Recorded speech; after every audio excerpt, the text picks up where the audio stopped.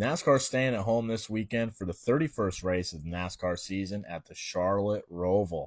After what I'm sure will be an insane race, they're going to turn the round of 12 into the round of 8, which means there are only 5 races left until they crown a NASCAR champion. Hurricane Milton is sniffing down my nuts right now, but there's 3 guarantees in life: death, taxes, and there's paint schemes to review. Let's go. Now, before everybody gets their panties all in a twist, guys, I do not live on the west coast of Florida, although I am in the cone of uncertainty. It's highly likely that I'll lose power for multiple days, so it was really nice of all the NASCAR teams to get out ahead of this and put their paint schemes on NASCAR.com bright and early for me. Anyway, I'll be alright. But when I went to my local Dollar General to get Excedrin because I feel as though my brain is going to explode out of my skull, I noticed there was no Busch Light. Fortunately for me, I don't drink Busch Light. Fortunately for everybody else, at least you have this paint scheme to look at. 10. You know, Syndrome, last week I could see a world where you actually advanced to the round of 8, and it looked pretty good for you at Dega until you got wrecked. So basically, you're screwed. 6. All this BetMGM sponsorship does is remind me of how painfully close I've been to multiple parlays in the last 2 weeks. The good thing is, that means I'm due, and I have a 20-legger on baseball tonight, so it's a guarantee. 9. Josh, you might want to ease up a little bit on bashing that DVP clock. If you're not careful, NASCAR is going to pull a Bed Bath & Beyonce and put a hit out on you. You don't want to turn out like Ali and Left Eye. 4. Larson finally got a good finish at a super speedway. Glaze on. 10. Listen, Brad, everybody was giving you shit for giving Syndrome a bad push. I just think it's racing. Also, I guess Denny's trying to insinuate that RFK is cheating because both cars were missing a roof rail. I'm no aero engineer, but if that's cheating, clearly it didn't work good enough because Brad lost to a car that had a literal hole in the door. 9. Can somebody do a stat check on how many races it took for Corey LaJoie to get his first top 10 with Spire? Because it only took Justin Haley 2 races. Knowing that Corey's not in this car makes it so much better. And clearly, he must have not been very good at making margaritas at Chili's because they didn't go with him. 8. Well, Kyle, you pulled out a line thinking someone would go with you, and you finished 19th.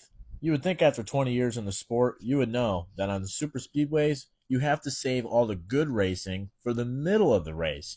When you get to the end, you have to go single file or double file and be super fucking boring. You're supposed to just wait till the very last second to make your move and ultimately finish second or wrecked. 9. I explained this paint scheme to you guys on my live. It's not that it's a bad paint scheme, I just have such a deep hatred for UniFirst. Regardless of what size pants you order, they always come in different sizes. If you order a 36 waist, it might fit like a 32, it might fit like a 38. Definitely not going to fit like a 36 though. They definitely fit Chase Elliott, though, because they both suck. 0. There wasn't enough of you that appreciated the Danica Patrick joke I made about this car last weekend, so this week, you get nothing. 5. Denny, I am begging you to show me proof that you actually get your haircuts at Sports Clips. I promise you that there is a 0% chance that a person that is business partners with Michael Jordan and has the testicular fortitude to sue NASCAR gets his haircut at Sports Clips. There's no way. Give me proof. Guilty until proven innocent. 0. Ryan, I like you, but just like my buddy tells me, you really need to ease up on the bitching and moaning. I really just want to know what you were expecting Alex Bowman to do coming to the finish line of the stage. Whatever. I get it. I like bitching too. 7. The good news about SVG running full-time with Trackhouse next year is obviously he's badass on road courses, and he's starting to figure out these big ovals. The bad news is this guy is completely clueless on short tracks and intermediates. Welcome back, Marcos Ambrose 2.0. 7.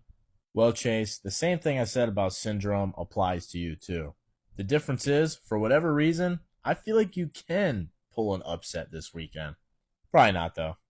8. Meat and Bone is kind of like what Cody Ware did, but he added strangulation at the end of it. 7. Unfortunately, guys, I've managed to get my 63-year-old coworker addicted to Celsius, and ultimately, that's probably what will kill him. Granted, he's probably in better shape than I am, but we have to stop at the Dollar General almost every day so he could get the 2 for $4 Celsius deal.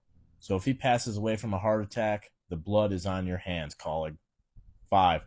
It's also his birthday on Friday, so shout out him. He doesn't know how to work TikTok. Mr.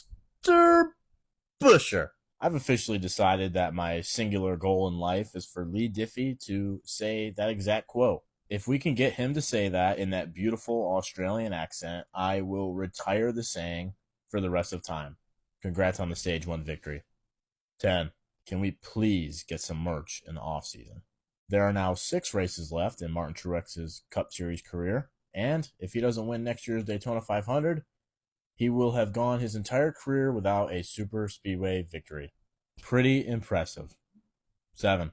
If it weren't for that god-awful ream scheme, Christopher Bell might actually have a chance at the Stock Car Society Cup Series Paint Scheme Review Championship. Guys really need to iron that out next year. 10. A 2-win Harrison Burton season would have fed the Burton family for generations. But there's always next year. Wait. No, there isn't. He lost his ride. 8.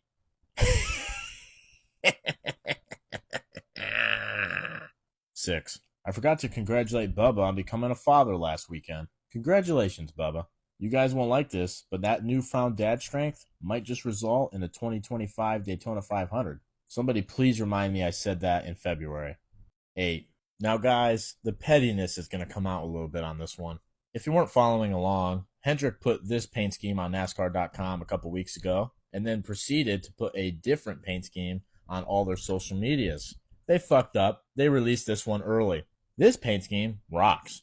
The regular Valvoline paint scheme sucks. They actually didn't even put this on NASCAR.com. The only reason that I know this is what they're running is because it came up on my TikTok For You page. Then I had to go back a couple weeks to find this one to put it in the video. I wouldn't risk the integrity of the program 2 weeks ago. I gave you guys a warning, and now this week, you don't even put the paint scheme on the website. Therefore, I have to give you a 0, which is really a damn shame. And Willie, you fumbled the bag. Old Hemorrhoid qualified this puppy in the top 10, was running pretty good in the race, and then got in the wreck. And to make matters even worse, he lost his ride to Ty Dillon and has nothing set up for next year. That's bad karma for ghosting me out. 6. It's so weird because at all these super speedway tracks, Michael McDowell is like one of the best cars on track for about 60% of the race. And then the last 40%, he kind of disappears and ends up in a wreck. 10. Now, unfortunately, you cannot see the hood of this car. But if you did see the hood, you'd probably say the exact same thing I said on Twitter, in which Boozy Jerky responded with this. So not only does this paint scheme fuck, but they also get brownie points. Or I guess in this case, jerky points. This just means we're one step closer to my fiance meeting Tony Breidinger. So as long as Hurricane Milton doesn't eat my jerky before it gets to me, watch out for a review coming soon. 10.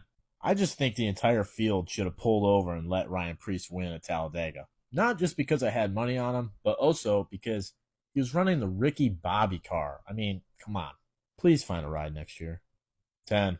So the latest update on the John Hunter Nemechek saga is that I have been in contact with him and his PR team, and John may be on the verge of a historic redemption arc very soon. But until then, to preserve the integrity of this program, 0. Now, Eric, you're going to receive an exemption from your typical zeros because you're running a breast cancer awareness paint scheme. 10. Tyler, the beef is over, but I'm still holding on to hope that you don't make it to the round of 8. 6. We actually just got done making all the pizza rolls in the freezer because that is the last thing we want to go to waste when the power goes out. 10. Eli! 10. Corey LaJoie is doing a really good job showing his inability of being a good race car driver. Getting beat by Cody Ware has to be a huge knock to your ego. 7. Ty Gibbs? Never going to win. 9. Well, Zane, I bet on you to win at Talladega and got your worst finish since Darlington. So maybe I ought to just leave you alone. Thanks for the $100 last week, though. 7. Host of ours winning at least 2 races next year. Book it. 4. Crocodile. 10. And the Big Baby Scumbag Paints of the Week goes to... Money in my face, what? Hoes in my face, what? Pocket full of money, I ain't running out of space. What? Mama said, baby, you done came a long way. Woo. Still eating ramen noodles, bitch, I like the taste.